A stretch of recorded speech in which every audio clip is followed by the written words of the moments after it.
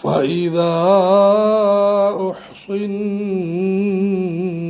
فإن أتين بفاحشة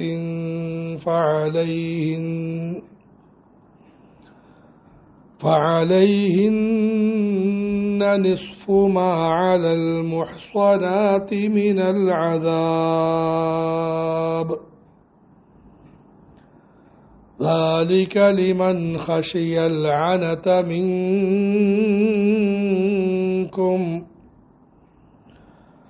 وأن تصبروا خير لكم والله غفور رحيم فإذا أحصن ഇനി അടിമസ്ത്രീകൾ വിവാഹം കഴിക്കപ്പെട്ടാൽ ഫഇൻ അതൈന ബിഫാഹിഷ അതിനുശേഷം അവർ മ്ലേച്ഛമായ കാര്യങ്ങൾ വല്ലതും കൊണ്ടുവന്നാൽ ഫഅലൈഹിന്ന നിസ്ഫു മാ അലൽ മുഹ്സനാതി മിനൽ അദാബ് സ്വതന്ത്ര സ്ത്രീകൾക്ക് ലഭിക്കുന്ന ശിക്ഷയുടെ പകുതി അവർക്ക് ലഭിക്കുന്നതാണ്. ذَلِكَ لِمَنْ خَشِيَ الْعَنَتَ مِنْكُمْ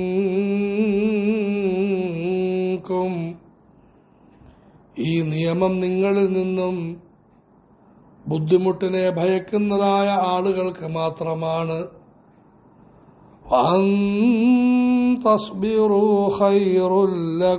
നിങ്ങൾ സഹിച്ചു കഴിയുന്നതാണ് നിങ്ങൾക്ക് വളരെ ഉത്തമം. വല്ലാഹു ഗഫൂറുർ റഹീം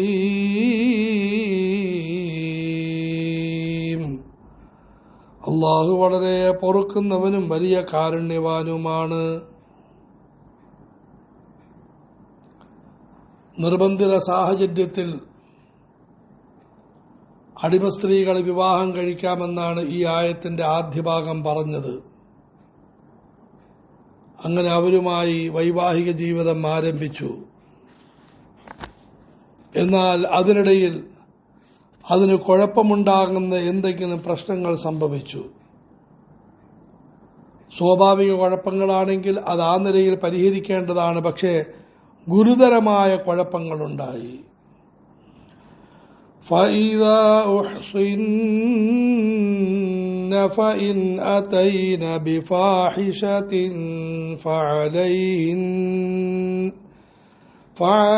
فعليهن نصف ما على المحصنات من العذاب ഒരടിമ സ്ത്രീയെ നിങ്ങൾ വിവാഹം കഴിച്ചു.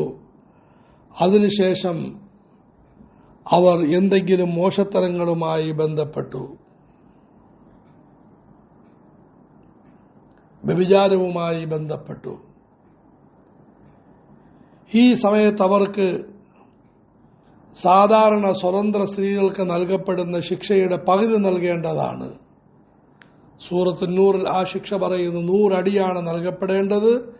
അതിന്റെ പകുതി 50 അടി നൽകേണ്ടതാണ്. വിവാഹിതയല്ലാത്ത ഒരു സ്വതന്ത്ര സ്ത്രീ വ്യഭിചരിച്ചാൽ അവർക്ക് 100 അടിയാണ് ഇസ്ലാമിക നിയമം.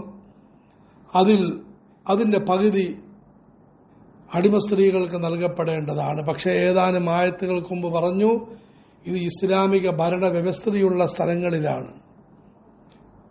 അല്ലാതെ ആർക്കും അടിക്കാൻ അനുവാദമില്ല. സ്വന്തം ഭാര്യയെയോ അല്ലെങ്കിൽ മറ്റാരുടെയെങ്കിലും ഭാര്യയെയോ വ്യഭിചാര കുറ്റം ആരോപിച്ചുകൊണ്ട് അടിക്കാൻ അനുവാദമില്ല. പിന്നെന്ത് ചെയ്യണം? കഴിഞ്ഞ ആയത്തിൽ പറയപ്പെട്ടു, അവരുടെ അവസ്ഥ മാറ്റാൻ പരിശ്രമിക്കണം. അവസ്ഥ മാറുന്നില്ല, അവരെ അവരുടെ വഴിക്ക് വിടണം. فإذا أحصن فإن أتين بفاحشة فعليهن نصف ما على المحصنات من العذاب ذلك لمن خشي العنة منكم منكم. അവസാനമായി മറ്റൊരു കാര്യം ഉണർത്തുകയാണ്. ഈ മേൽ പറയപ്പെട്ട നിയമം, അടിമ സ്ത്രീയെ വിവാഹം കഴിക്കുക എന്ന നിയമം നിങ്ങളിൽ നിന്നും അപകടത്തെയും നാശനഷ്ടങ്ങളെയും ഭയപ്പെടുന്നവർക്കാണ്. അതായത് ഒരാൾക്ക് അള്ളാഹു സമ്പത്ത് നൽകിയില്ല, പക്ഷെ നല്ല ആരോഗ്യമുണ്ട്, വിവാഹത്തിന് പ്രായമായിട്ടും വിവാഹം കഴിക്കാൻ വഴിയൊരുങ്ങുന്നില്ല, അവസാനം അപകടത്തിൽ പോയി പെടുമോ എന്ന് പേടിയായി, വ്യഭിചാരത്തിൽ അകപ്പെടുമോ എന്ന് പേടിയായി, അവരെ സംബന്ധിച്ചിടത്തോളമാണ് ഈ മാർഗമുള്ളത്. നേരത്തെ പറഞ്ഞതുപോലെ അടിമ സ്ത്രീകൾ വിവാഹം കഴിക്കുന്നതിൽ യാതൊരു കുഴപ്പവുമില്ല. അടിമ സ്ത്രീകളും അതുപോലെ സ്വതന്ത്ര സ്ത്രീകളുമെല്ലാം തത്വത്തിൽ ഒരുപോലെ തന്നെയാണ്.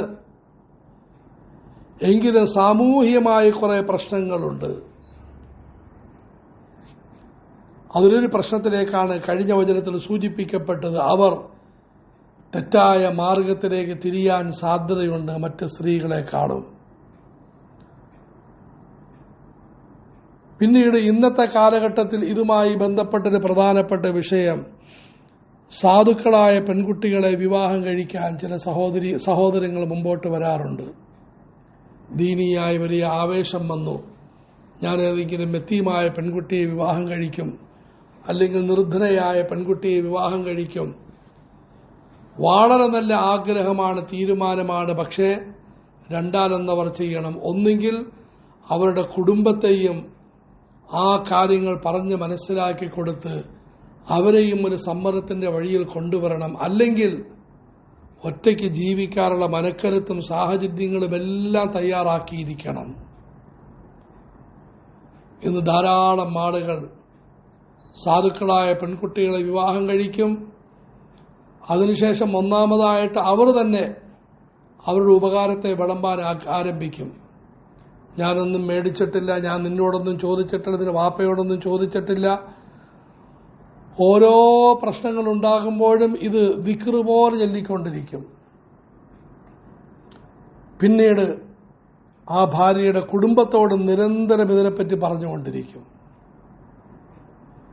പിന്നെ നേരത്തെ പറഞ്ഞതുപോലെ മാതാപിതാക്കൾ, അവരെ നമ്മൾ ശരിയായ മാർഗത്തിലേക്ക് കൊണ്ടുവന്നില്ലെങ്കിൽ അവരും കുടുംബക്കാരും അടുത്ത ആക്ഷേപങ്ങൾ തുടങ്ങും.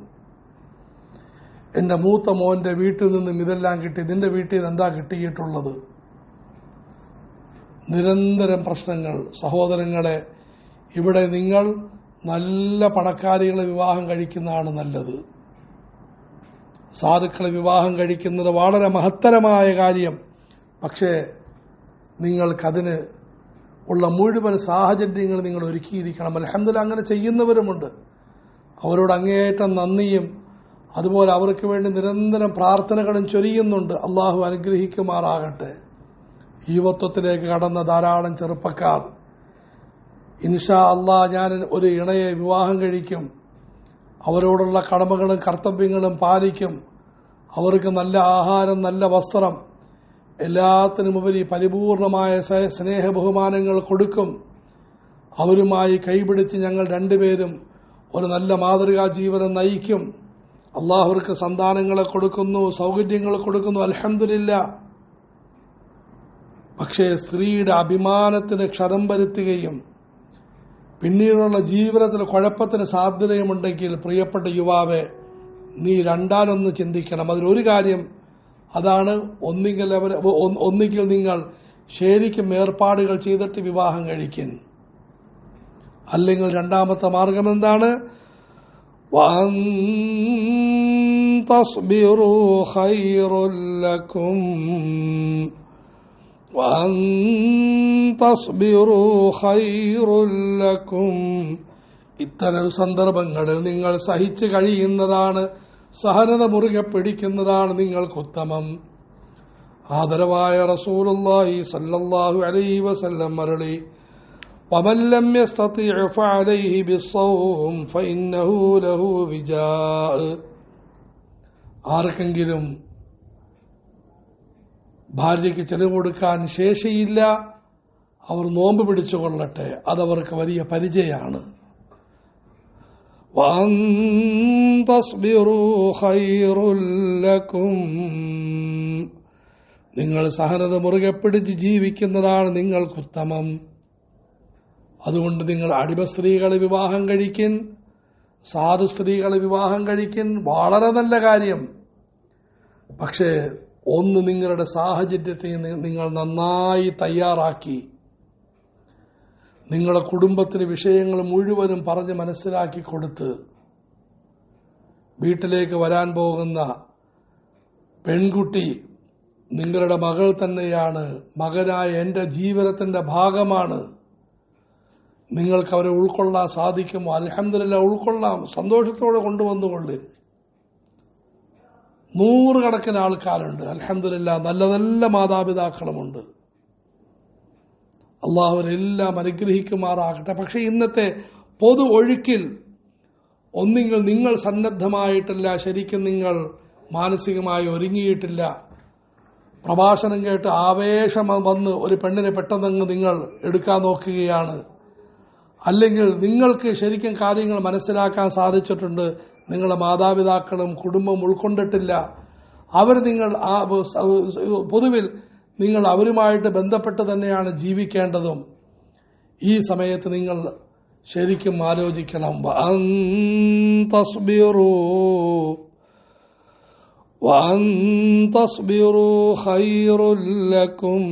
നിങ്ങൾ സഹനത മുറുകെ പിടിച്ച് ജീവിക്കുന്നതാണ് വളരെ നിങ്ങൾക്ക് നല്ലത്. വല്ലാഹു ഗഫൂറുർ റഹീം. അള്ളാഹു വളരെ പൊറുക്കുന്നവനാകുന്നു, വളരെയധികം അള്ളാഹു കരുണ ചൊരിയുന്നവനുമാകുന്നു. വിശാലമായ വിഷയത്തിന്റെ ഒരു സമാപനമെന്നോണമാണ് ഈ വചനം പറഞ്ഞിരിക്കുന്നത്. യാ അയ്യുഹല്ലദീന ആമനൂ ലാ യഹില്ലു ലക്കും അൻ തരിസുൻ നിസാഅ കർഹാ മുതൽ ആരംഭിച്ച വിവിധ ആയത്തുകളുടെ സ്ത്രീകളോട് നിങ്ങൾ അക്രമം കാണിക്കരുത്. അവർക്ക് കൊടുത്ത മഹറിന്റെ വിഷയത്തിൽ പരിപൂർണ ശ്രദ്ധ വേണം. വൈവാഹിക ജീവിതത്തിന് മുമ്പ് ആ ബന്ധം അനുവദനീയമാണോ എന്ന് നിങ്ങൾ ആലോചിക്കണം.